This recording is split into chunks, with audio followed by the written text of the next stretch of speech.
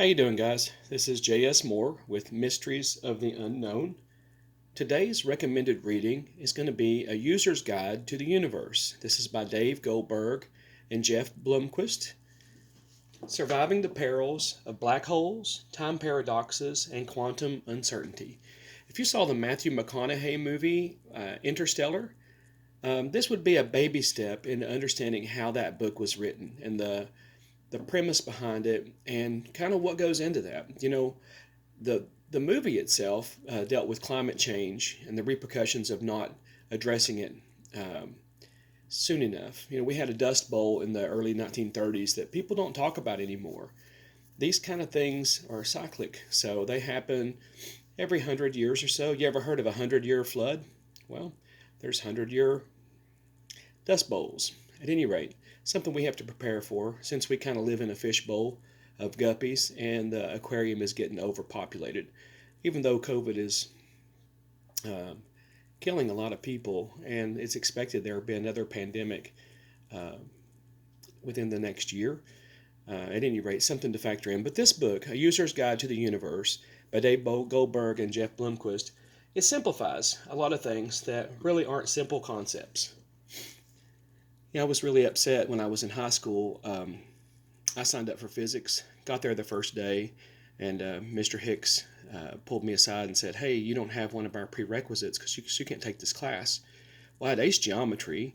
I'd taken trigonometry enough because I was in drafting. I knew how all of that worked. But for whatever reason, they required Algebra 2.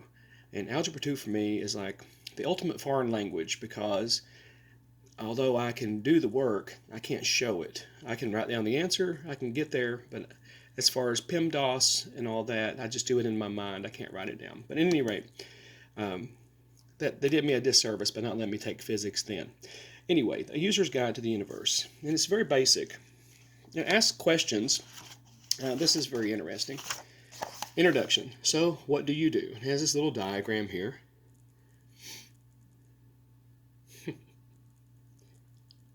This is the typical scientist. It's pretty funny. All right. So why can't you tell how fast a ship is moving through fog? Okay. Interesting question. And these neat little cartoons throughout, they simplify everything. How fast does a light beam go if you're running beside it? That is, if you're the Flash and you can keep up with it. If you head off in a spaceship traveling at nearly the speed of light, what horrors await you when you return? Now, this is interesting, and it's something that Interstellar kind of touched upon too. If he was to come back, his family would be older or gone. It's really neat with the bookcase and all that. If you've not seen that movie Interstellar, I really recommend it. It may be a puzzle for you at first. You start reading this book and you start realizing, this is kind of the foundation, kind of these questions here. Isn't relativity supposed to be about turning atoms into limitless power? No, not necessarily, not at all, really. All right, the theory of relativity. Another one of our diagrams. It's funny. PE coach. Let's see here.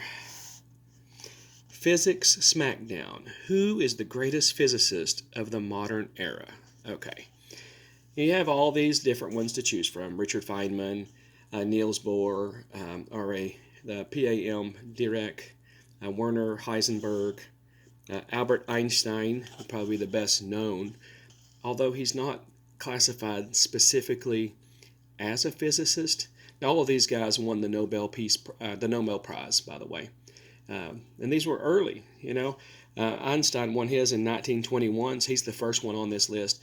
And then we have Niels Bohr, and after that we have Werner Heisenberg.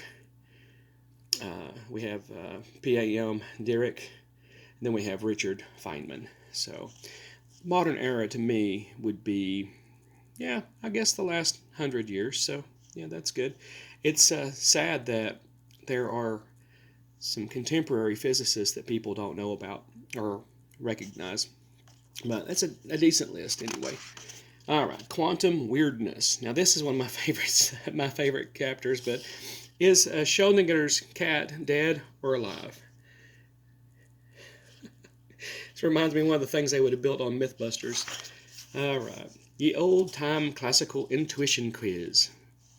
Do you accept Robert Frost's contention in A Road Not Taken? Two roads diverged in yellow wood, and sorry I could not travel both, and be one traveler.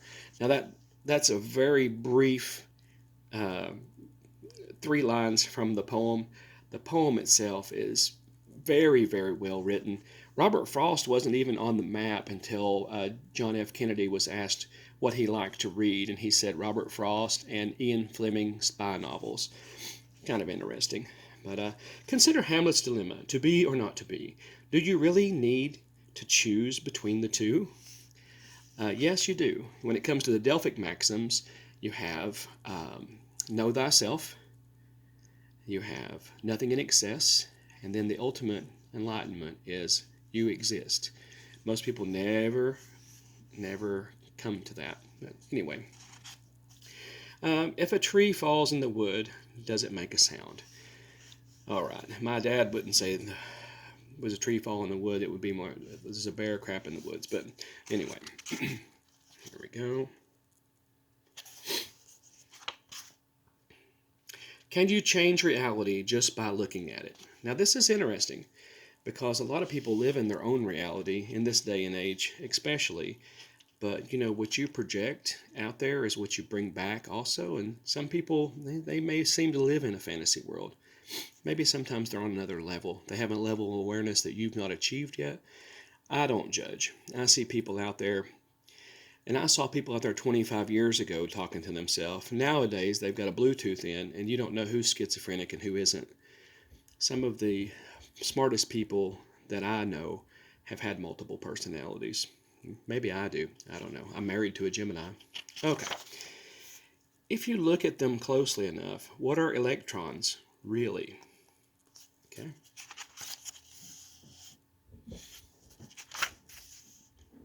I like that one. This is kind of like The Far Side in a way, but more simplified. This is only 37 or 57 pages in, guys. And this stuff, it just simplifies everything. It breaks it down. And personally, I think it's a great book. It's a great stepping stone. This is something that when my little boy and little girl are about 8 or 9 years old, I'm hoping they can read and comprehend.